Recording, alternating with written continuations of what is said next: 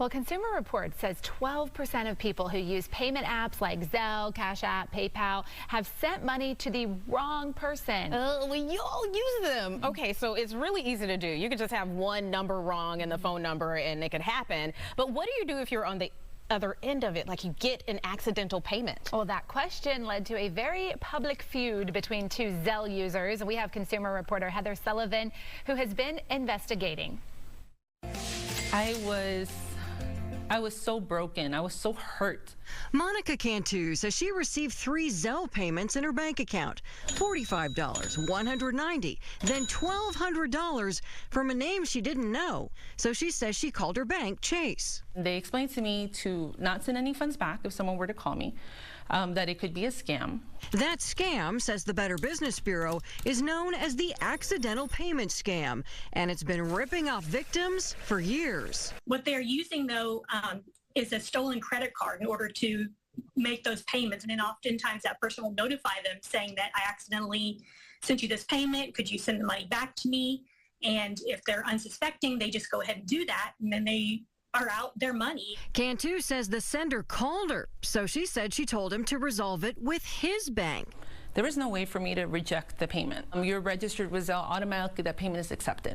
Fearing a scam, Cantu blocked his phone number. The sender made Facebook posts on several community forums explaining he accidentally paid Cantu, that his bank says it's a civil matter, and he hoped that she would give the money back.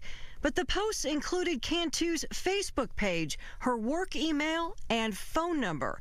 And Cantu says she began receiving backlash from the public. I had someone call my work number and leave a voicemail to say, give them the money back or you're gonna effing get it.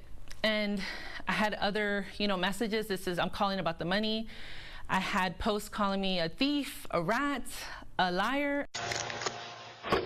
The sender admits that he and 2 other men went to Cantu's home, as her doorbell camera shows, and left his business card. Both Cantu and the sender then filed police reports, but no charges were filed.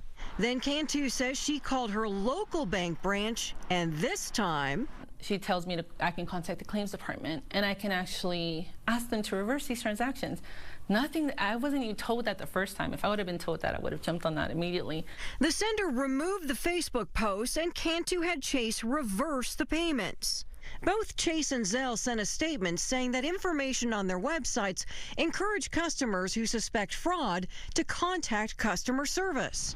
But here's the problem. Zelle users that we talk to say they have no idea what they're supposed to do. Most say they would send the money back.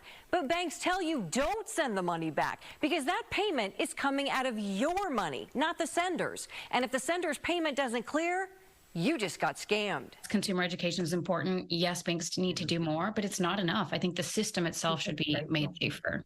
Cantu says she just wants customers to be able to block or reverse accidental Zelle payments themselves. It broke me, but I told myself I am standing my ground. They're not going to bully me to do the wrong thing. We're not naming the sender here because no charges were filed in the case. He has apologized to Cantu and he declined to be interviewed. We asked other payment apps how they handle accidental payments. So PayPal and Venmo say they encourage users to block the sender and then contact customer service about the first payment that went through. Cash App says it gives users the option to tap the word refund and to block senders. So a couple of options where people can engage and block those payments. Right. So Heather, what can you do to protect yourself? Yeah, so really what you want to do is if you don't regularly use a payment app, disable it so that you cannot receive accidental payments. If you do get one, ask your bank or payment app to reverse it. Don't send money back yourself. And if you send a payment to the wrong address, contact your bank immediately. It's a good idea, by the way, to send $1 first. Make sure it goes to the right account before you send that full amount. Good ideas there. Nobody wants to get caught up in something like that. No, a test dollar. I like it. All right. Yeah. Thank you, Heather. You bet.